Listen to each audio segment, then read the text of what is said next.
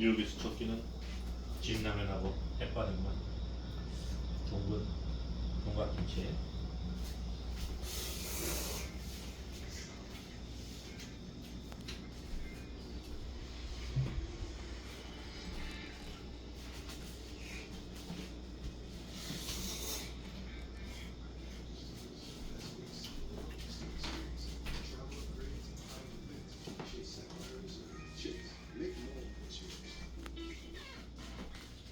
You're watching Weather First with Keith Meteorologist Bob Haswell.